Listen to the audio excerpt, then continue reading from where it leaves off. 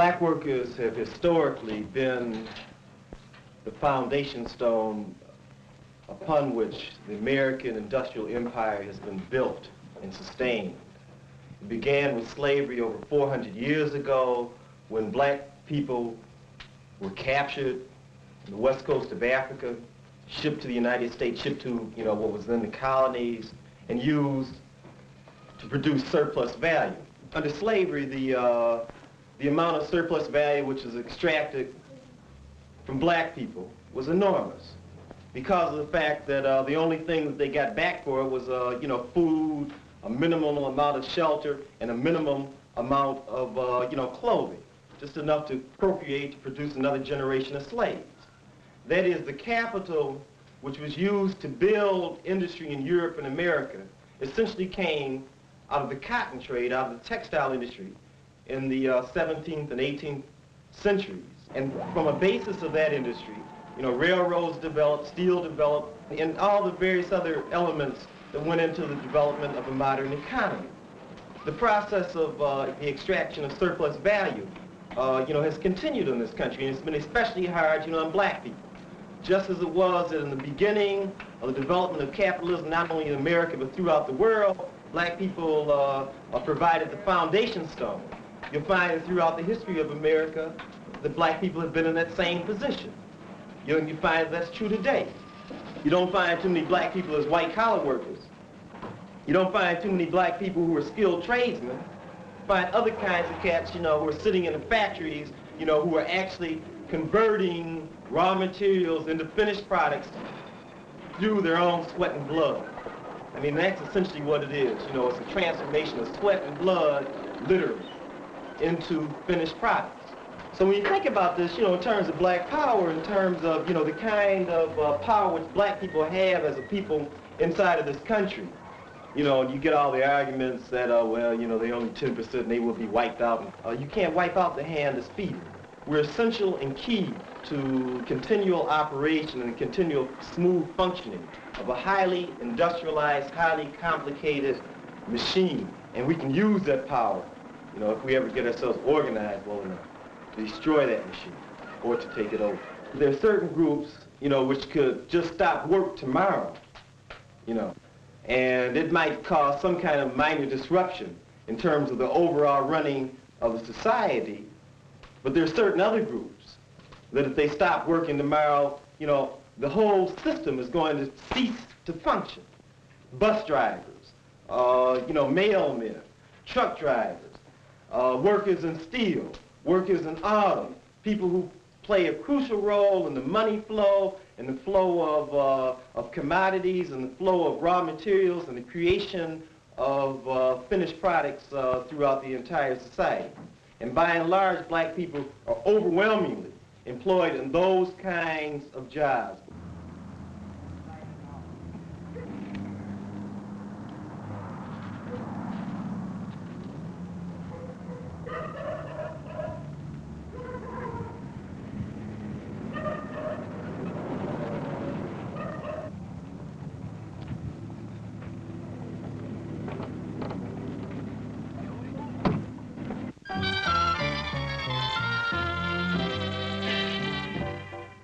Mr. Foreman, low down the assembly line.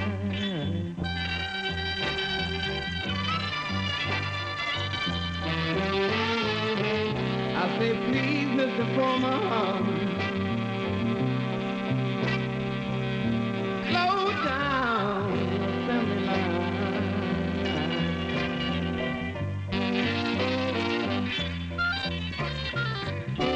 I don't mind working,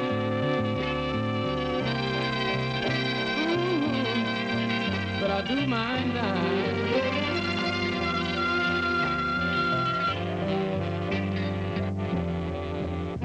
Working 12 hours a day, 7 long days a week.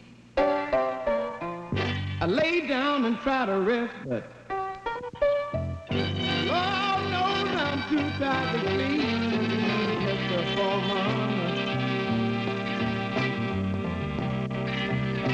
Lord, why don't you slow around your friendly life.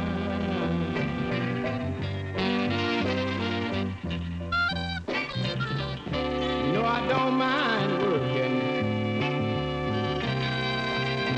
Lord knows I do mind dying.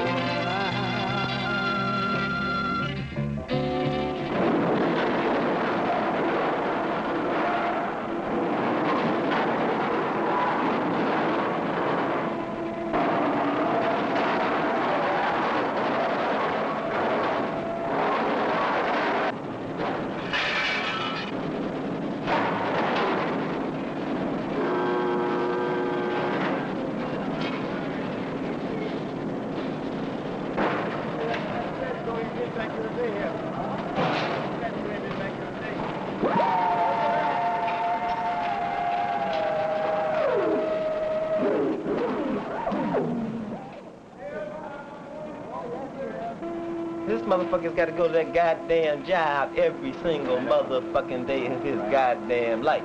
You know, and you go to that brother and say, what do you want? And he's going to say, motherfucker, I want to get off this goddamn motherfucking no good, dirty ass line. And you see yourself in the shop. You know, you're a young guy, you're 24, 25 years old, and you see these older guys, 45 and 50, and they've gotten to the point where they have to work overtime just to have a free weekend every once in a while, or take their 2 weeks vacation. They have to save up for that.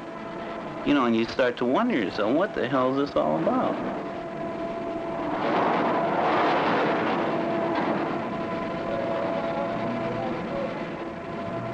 We worked in gasoline all day, and right down the line, there was a welder. One day we were working, and I wasn't over by the trucks, and a spark came from the welder, and there was a big explosion, and 2 guys really got burnt bad, and they took them away to the hospital. I mean, there's safety conditions don't even exist. I've seen the chains on the line snap. This would propel the whole entire line at something like 40 and 50 miles an hour, you know. The last time it happened while I was there, a foreman was unfortunate enough to be caught in between the line, you know, and both his legs were cut off below the knee. He lost his finger at the second knuckle, and he got $3,000. It's like they wanted him to come back to work 2 days later. They wanted him back on that press 2 days later, producing with the bandages and the whole bit.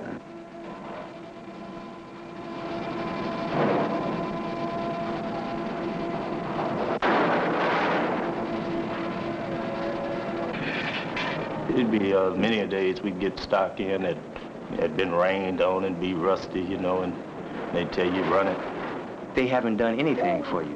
They've only done reform things, but they haven't really changed the oppressive conditions that factories have. 10 hours, 7 days a week. Not even saying that a worker has any say-so whether or not he wants to work this overtime. It's compulsory overtime. And the union say, well, we're working on it, you know. Management and the union have gotten to the point where they're almost the same. I mean, you hear the same rhetoric from both of them. The superintendents or the management is exclusively white at Hamtramck. Hamtramck Assembly being 85% black. At Huber Avenue, it's almost 95% black. I took 3 tests. Now, one of the math tests I took, I didn't do too well on. The fellow who was running the test said, well, I'll tell you what, you go home and study up on this a little bit and come back and see me in a week. I know goddamn well I was going to tell that to any colored boy. You go out there, man, you get them little red helmets and them steel-toe motherfucking boots, man, and send you down in the motherfucking pits, the BOP, the basic oxygen plant, the open hearth furnace. I worked all over that motherfucker, man. Man, you come out of that motherfucker, man, with them flakes of steel that's in the air. If it's ever going to stop like this, then it would have to be the workers gain control of the plants. But if they don't maintain control of it, and it stays the way it is now, then the workers are going to steadily be losing life and limb, and the company doesn't lose anything. They give you little bullshit amounts of money for working, wages and so forth, and then they steal all that shit back from you in terms of the way he got his other things set up. His whole credit gimmick society, man, consumer credit, buy shit on credit. He give you a little bit of shit to cool your ass out, and he steal all that shit back with shit called interest, the price of money. Motherfuckers in non-producing, non-existent, industries, motherfuckers who deal with paper. There's a cat who will stand up and say to you, he's in mining. And he sits in an office, man, on the 199th floor in some motherfucking building on Wall Street, and he's in mining. And he has papers, certificates, which are embroidered and shit, you know, stocks, bonds, debentures, obligations, you know. He's in mining. And he's sitting up in Wall Street, and his fingernails ain't been dirty in his motherfucking life. He went to Phillips Andover or Exeter. He went to Harvard. He went to Yale. He went to the Wharton School of Business, and he's in mining. And the motherfuckers who deal with intangibles are the motherfuckers who are rewarded in this society. The more abstract and intangible your shit is, i.e. stocks. What is stocks? A stock certificate is evidence of ownership in something that's real. Ownership. He owns and controls and therefore receives, you know, the benefit from. That's what they call profit. He fucking with shit in Bolivia. He fucking with shit in Chile. He's Kennecott. He's Anaconda.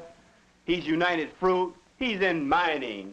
He's in what? He ain't never in his life produced shit. Investment bankers, stock brokers, insurance men. It's motherfuckers who don't do nothing. We see that this whole society, man, exists and rests upon workers, and that this whole motherfucking society controlled by this ruling clique is parasitic, vulturistic, cannibalistic, and is sucking and destroying, man, the life of motherfucking workers, and we have to stop it because it's evil.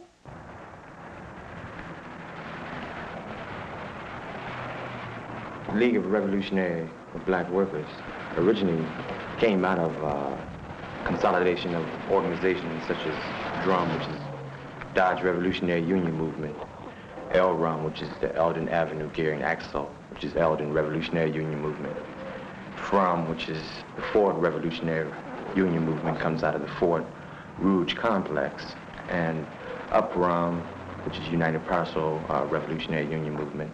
Basically, Dodge Revolutionary Union Movement was the beginning of the League of Revolutionary Black Workers.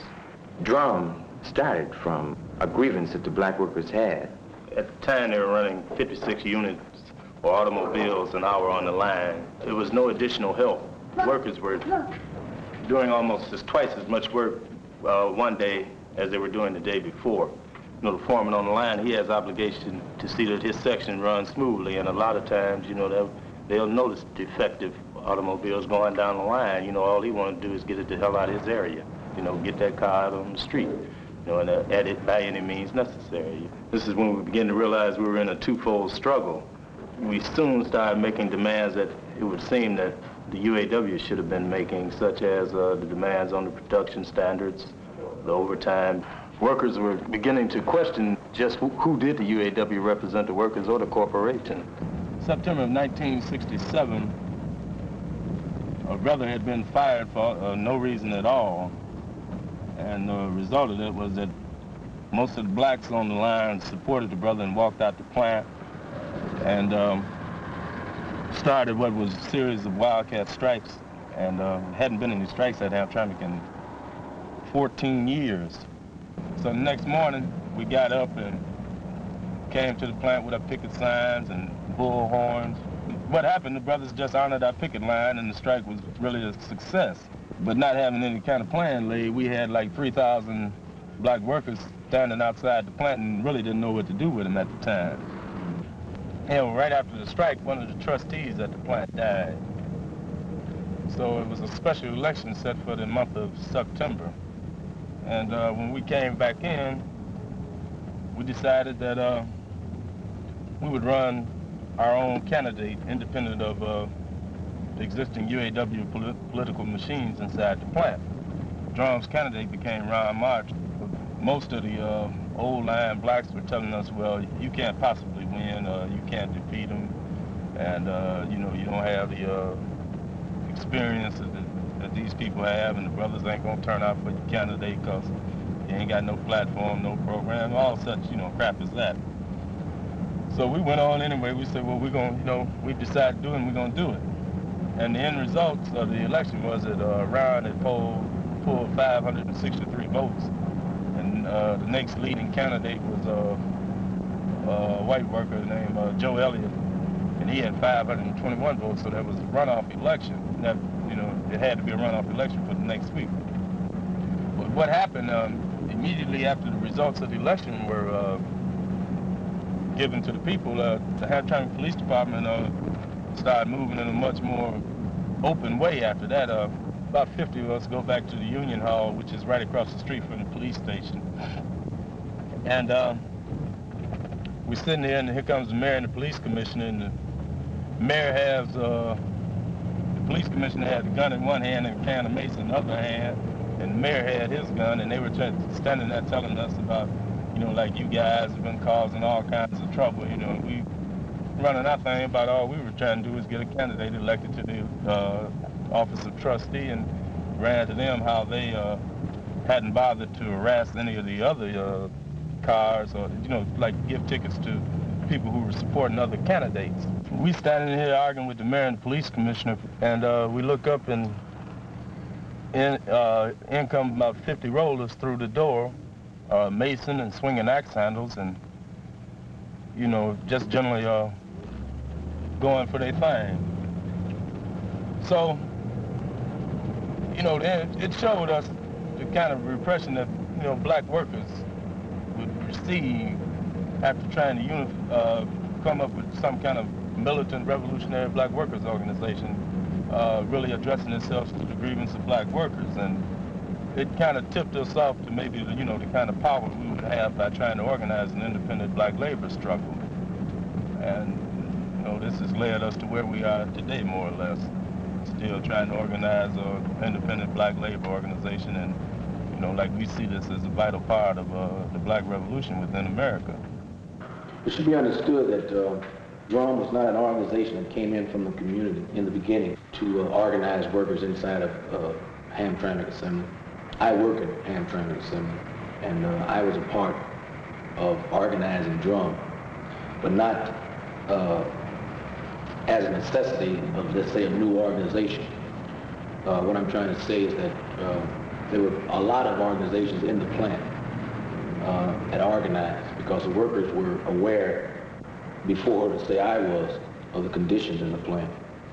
But what we did do upon organizing DRUM was give these other organizations leadership and our knowledge of what the conditions are and what can be done to correct these conditions. We, I believe, organized to show management and the union that the workers would not tolerate these type of conditions. So we organized the workers, and we found in the worker areas where there were, we'll say, the hot areas, that the workers in these areas would be 99% black. So as a result, we organized the black workers. And looking into the fact of the white workers, we found that all white workers were working in areas where there were no troubles, such as the inspection area, such as stock areas. This is one reason, and just one reason, why DRUM is a black organization. The white workers have constantly tried to support us, wanted to support us, but we found that management knew how to deal directly with integrated groups. So we informed the whites that they should organize themselves, and once they organized, then we could work on the coalition basis. But as of this day, I know of no white organizations in the plant that have organized. Freedom, justice, and equality. Freedom, justice, and equality. That black and beautiful free. That black and beautiful free. Ngawa, black power. Ngawa, black power. Ngawa, black power. Ngawa, black power. Black workers power. Black workers power. Black workers power. Black workers power. Black workers power. Black workers power. Black workers power. Black workers power. Black workers power. Black workers power. UAW means you ain't white. UAW means you ain't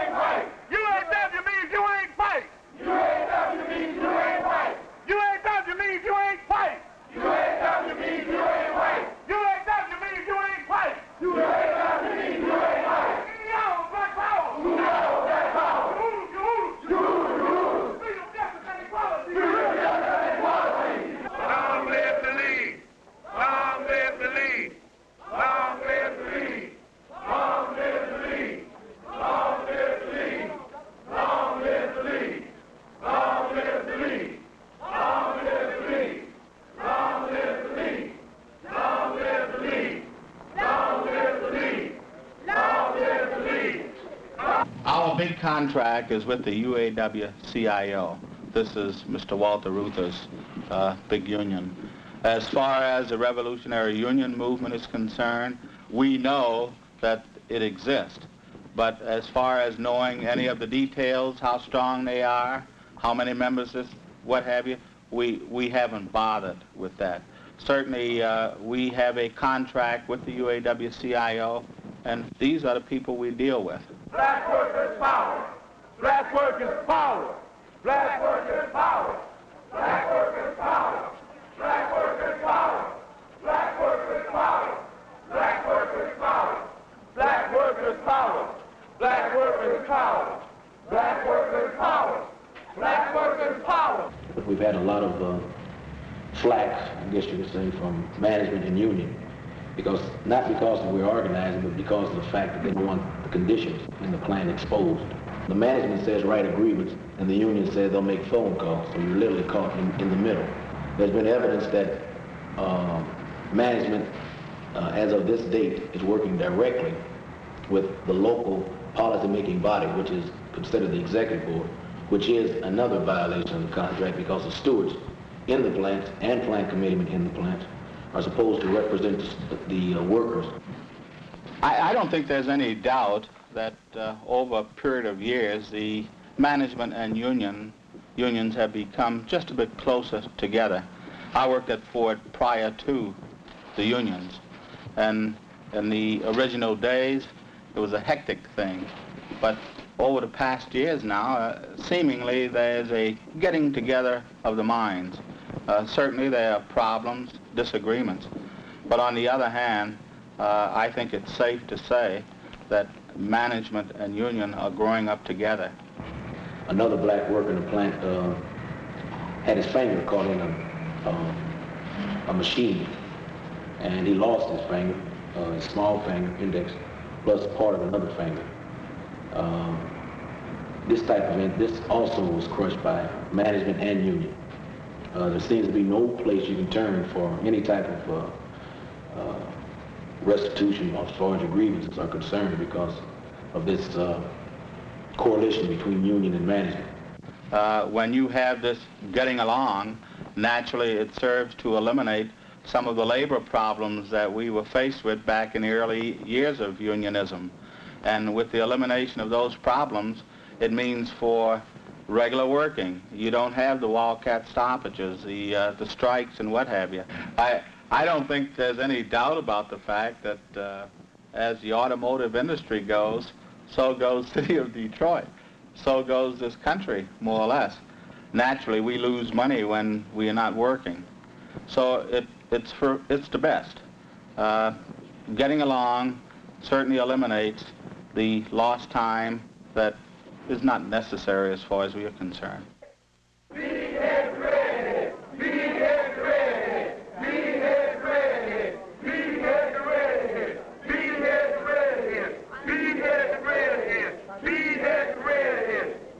First time in our memory, the UAW has had a special convention here, supposedly for yesterday and today, but it seems that they've called it off. Our purpose was to protest this convention, the raising of dues. They are raising our dues under the guise of raising strike benefits, and to raise the other issues that Luther never addresses themselves to, the issue of speed up, the issue of safety, and certainly the issue of racism. And we had hoped to be able to confront the racists here at the convention, but apparently they've fled. I think also our concern is primarily with working conditions in the plant rather than the economical gains that Luther wants to try and push through on this upcoming convention. We're more concerned about control of the plant by the local level. We want clean and honest elections. The black workers in the plants have been discriminated against as far as upgrading, and we are here now to protest that, to let it be known how we feel about our issues. Furthermore, we had incidents last night at the plant where the police came on the plant property, harassing workers, throwing them handcuffs on them, lacing them right on plant property, and this is not supposed to happen, and merely because they're black workers. And we are asking the UAW, along with our locals, to help us with these conditions, and to no avail, though. And so that's primarily one of the reasons we're down here also. Finally got the news how I do to be you. We finally got the news how I do to be you. We finally got the news how I do to be you. All the black people. All the black people. All the black people. All the black people. All the black people. Long live George. Long live George. Long live George. Long live the League. Long live the League. Long live the League.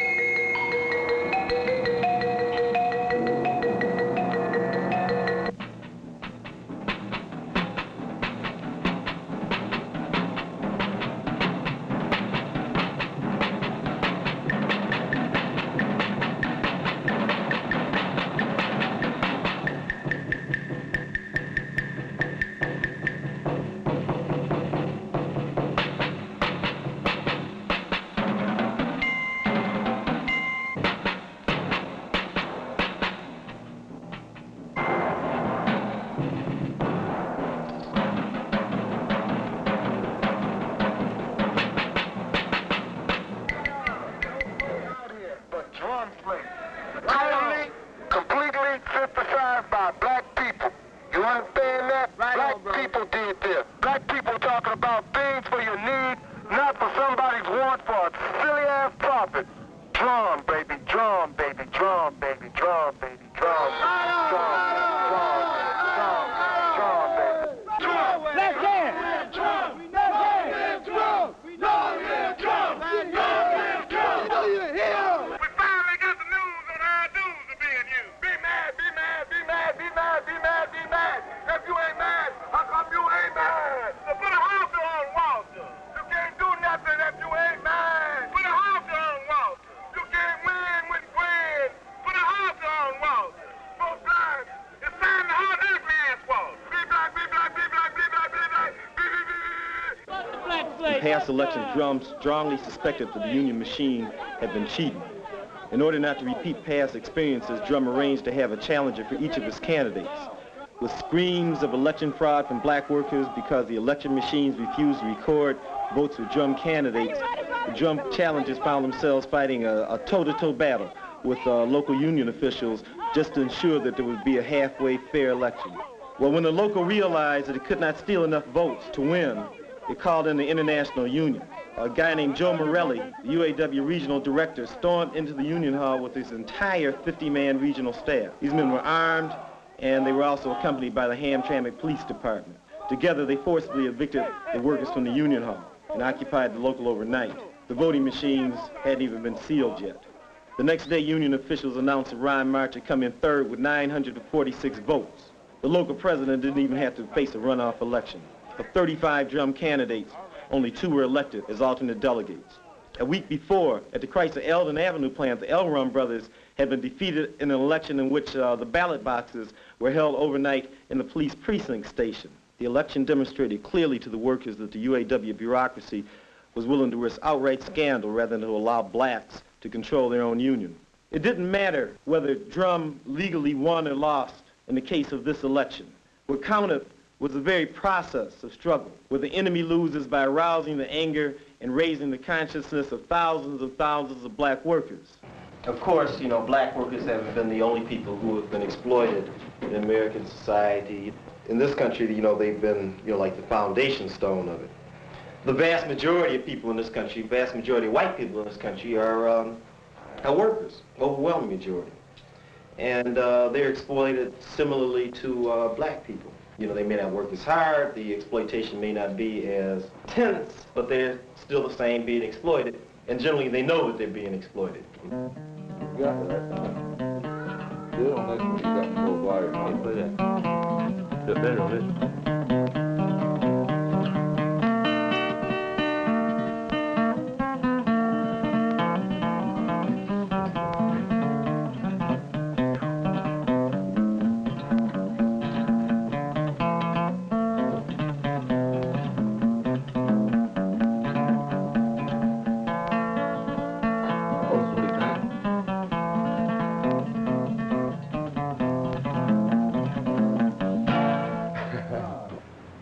I worked in all these factories around here for Chryslers, Dodge Main, Diesels, Fords, practically all the shops there are in Detroit. All I got out of it was a living. And that's about all any man could get out of working by the day is a living. I got a job in Cadillac on the assembly line, and I was swinging this there rear end of a Cadillac under those springs, 42 an hour. And I quit smoking because he didn't have time to light one.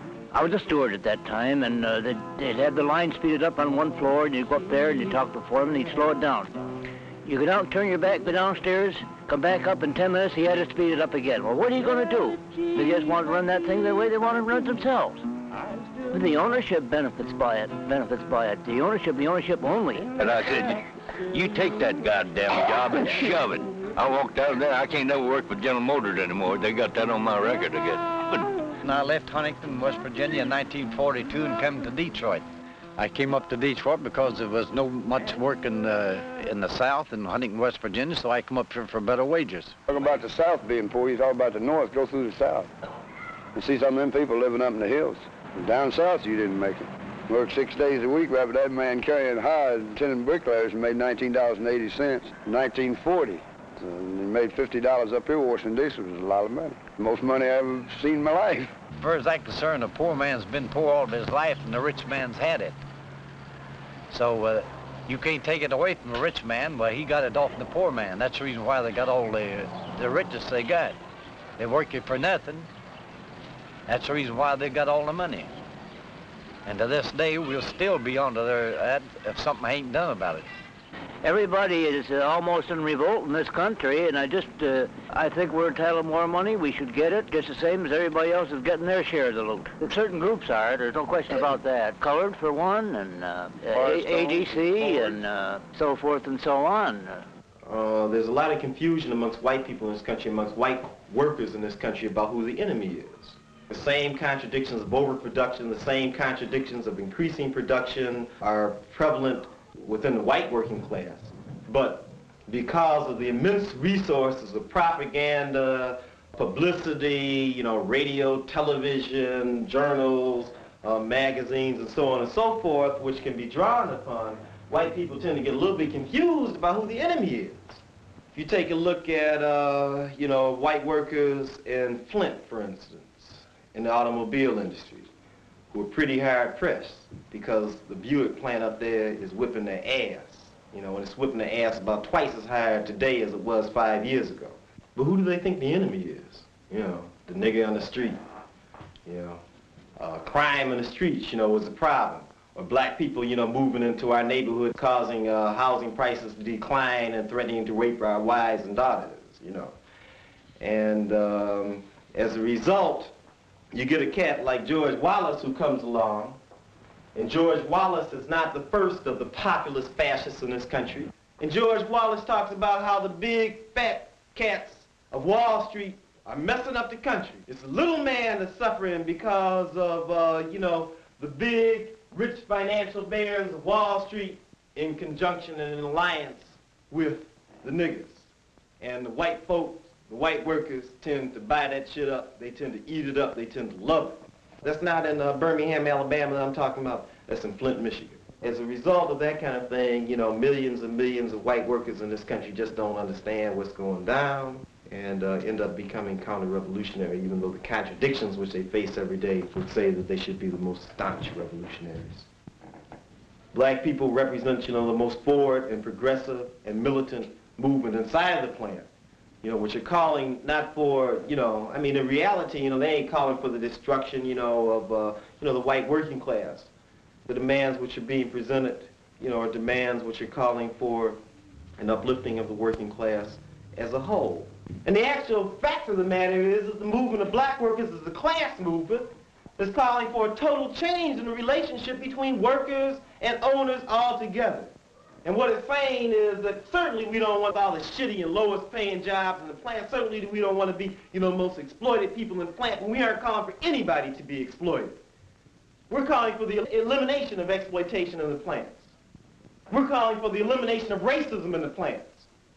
We're calling for the elimination of any kind of conditions inside of the plant, which are bad, for the basic, health and enjoyment, of life. We are not calling for the replacement of the black proletariat, with white workers, who happen to be in a higher stage on the ladder. We are not calling for a situation in which white oppressors will be replaced by black oppressors. We are calling for the ending of oppression altogether. Basically the reason that they're racist is because of the fact that they're afraid, that the little bit of niche that they got in society is going to be lost. But ain't nobody been trying to demonstrate to them that rather than being against the black movement and being enemies of the black movement, that they should be in favor of the black movement and supporters of the black movement, because the things that the black movement is doing inside of industry are basically in their interests. The kinds of demands and the kinds of movements, which black people are making inside of the plants are not inimical to the interests of the average white worker. My father works for Chrysler, and he's worked for the big three.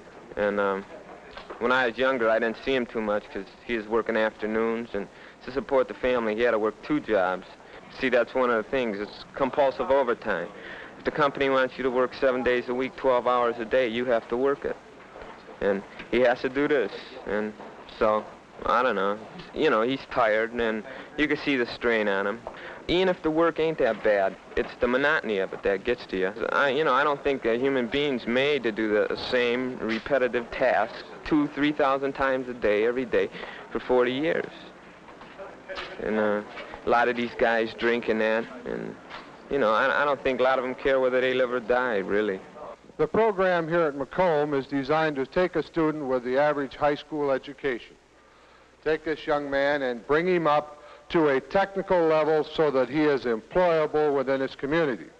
Those who wish to leave when they get done, and many of the students leave before they are done. These we call continuing education or terminal education students.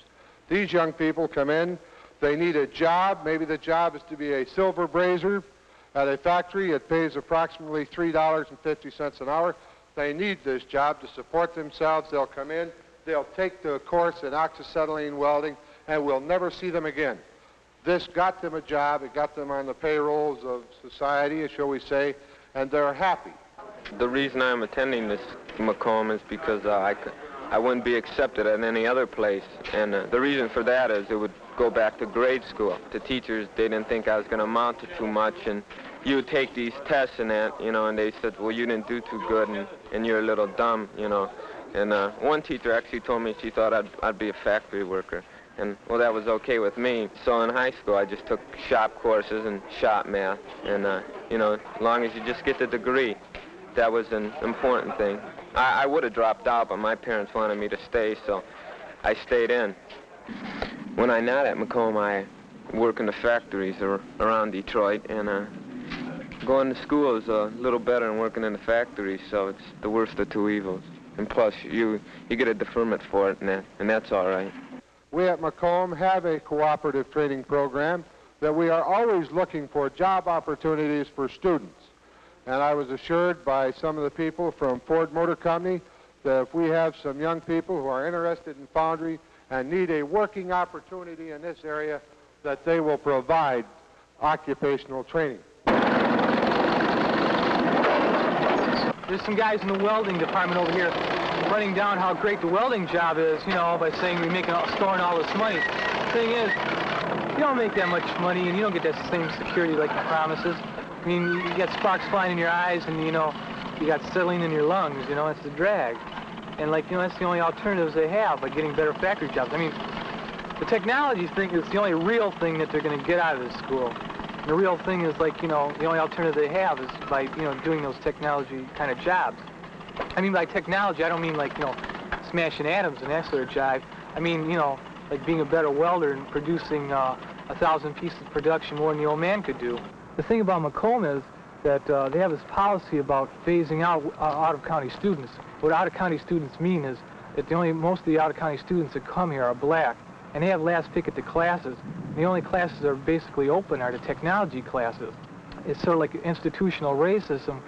It's like most of the skilled trades, like white people are into it, and black people are sort of like let out, and they're doing, you know, some other stuff like, you know, foundry and sort of bogus kind of work. It's like a relevant thing that, like, white people should respect the black struggle in a factory, because the black struggling in a factory will benefit both people. The thing is, the League and drum organizing in factory, that they're working in coordination, hoping that a white struggle in the factories will come about. It's real important for white people to start organizing white people and respect the black people's struggle.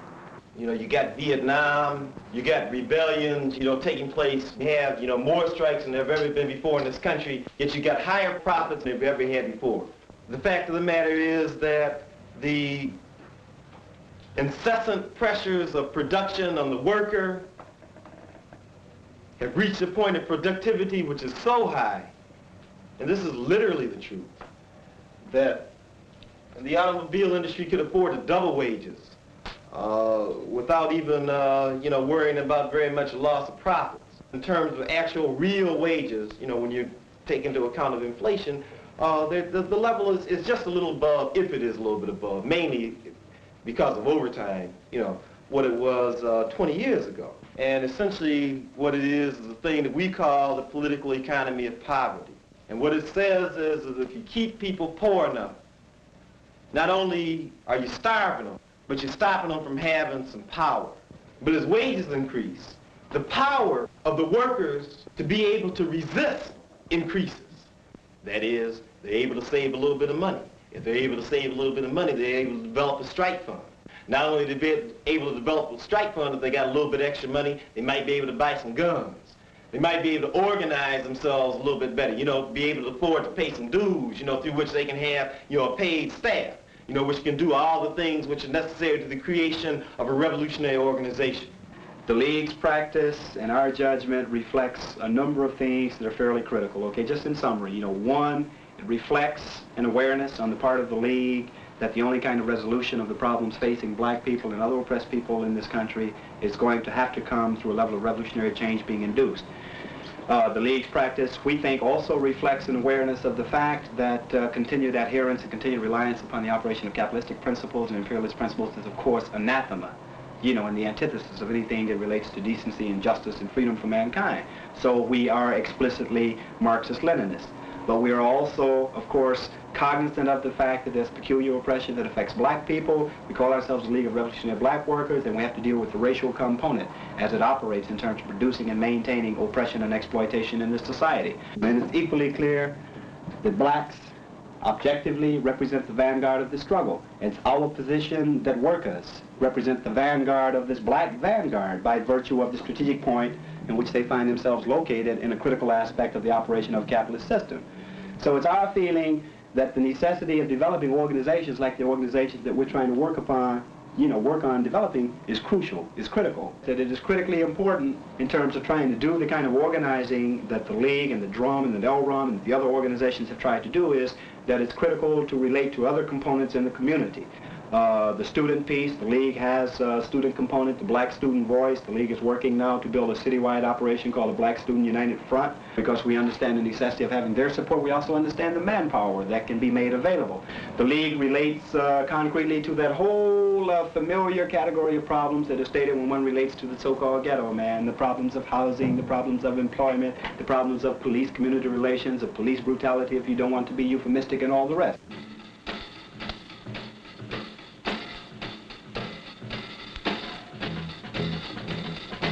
Nine-year-old Danny Smith was waiting for a bus with his mother when he was struck in the chest by a stray bullet fired by a Highland Park police officer.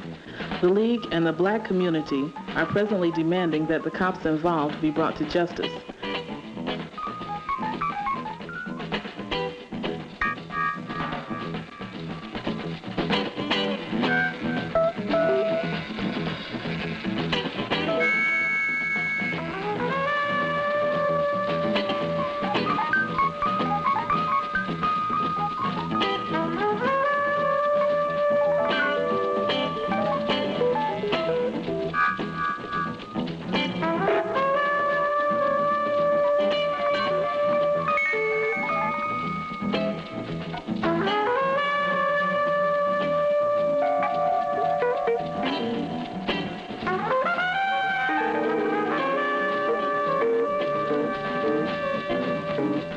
Danny's father had been laid off from Ford's. His mother had just taken a job as a nurse's aide. Like the majority of her black sisters, Mrs. Smith has to work, not for any kind of fulfillment, but because of sheer bread and butter need. Between the ages of 25 and 34, 57% of black women work, as compared to 41% of white women. We are, by and large, relegated to positions of low-paying, temporary jobs. Nearly half are service workers, chambermaids, janitresses, floor and wall washers. On the other hand, well over 50% of white women who work hold white-collar jobs. They are secretaries and clerks in the offices that black women clean after these people go home at night. Secret labor studies show that increasing numbers of black women will be entering factory production work. Employers may hire black women expecting that because of our desperate need for decent jobs, we will be less militant in pressing for our rights. But black women understand better than anyone else how much work goes into every pound of bacon, into every slice of bread. We, more than anyone else in the workforce, know what it is to be laid off. We, more than anyone else in the workforce, know what it means to be looking, always looking for work. We have the highest unemployment rate and the lowest wage scales. In spite of our need to work, we are the last hired, the first fired.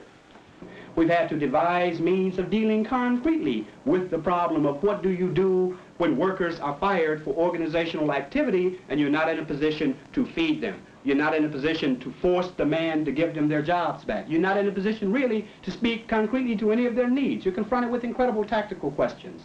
You're confronted with questions of what do you do? Try to force the union to get the jobs back, and if the union succeeds, that of course strengthens the union and diminishes your influence in that plant. On the other hand, if you make no response to that, then you're in the position of having led black workers out there based upon your analysis, based upon your anti-racist, anti-imperialist, anti-capitalist line. Then you got him out there and the man cracks them and you don't do anything. We've had to deal throughout the year with all of those concrete problems. And basically, in spite of all of that, we still exist as an organization. We have gotten stronger as an organization. We've gotten a house, we've got equipment, we're trying to revitalize the organ.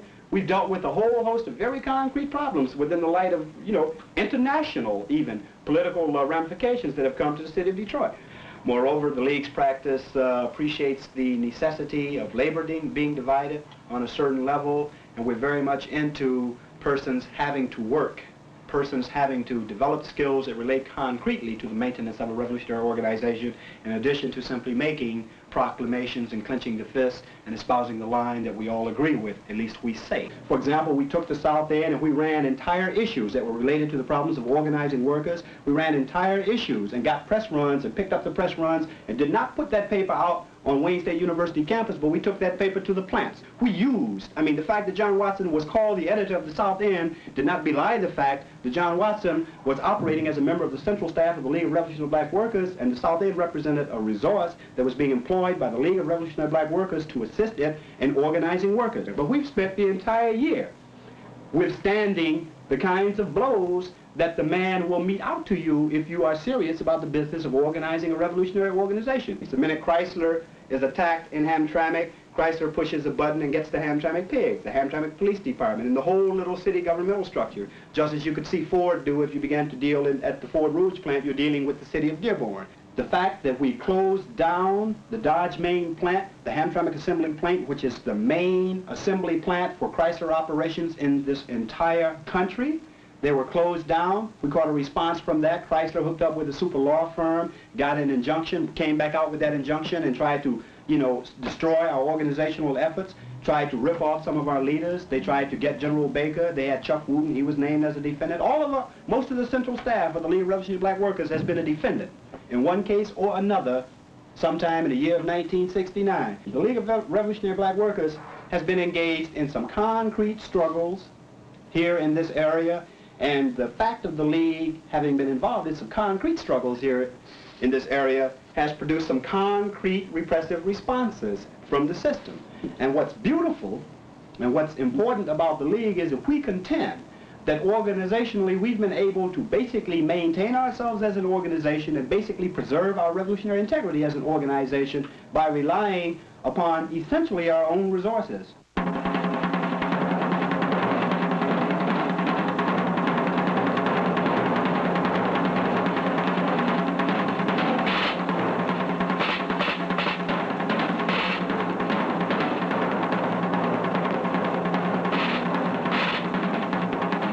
Revolutionary Black Workers recognizes that our struggle is not an isolated one. We have common cause with other black workers in this racist land and with the exploited and oppressed of the entire world. Our ultimate intention is to organize black workers as a whole, as a class in the United States, and proceeding from that basic mass organization to extend the Revolutionary Black Organization throughout the community. It is incumbent upon us to foster, join with, initiate, organize, and lead other black workers in our common struggle. By being in the forefront of this revolutionary struggle, we must act swiftly to help organize drum-type organizations wherever there are black workers, be they in Henry Ford's kitchen, the White House, White Tower restaurants, at Fort Rouge, the Mississippi Delta, the plains of Wyoming, the mines of Bolivia, the rubber plantations of Indochina, the oil fields of Biafra, or the Chrysler plants in South Africa.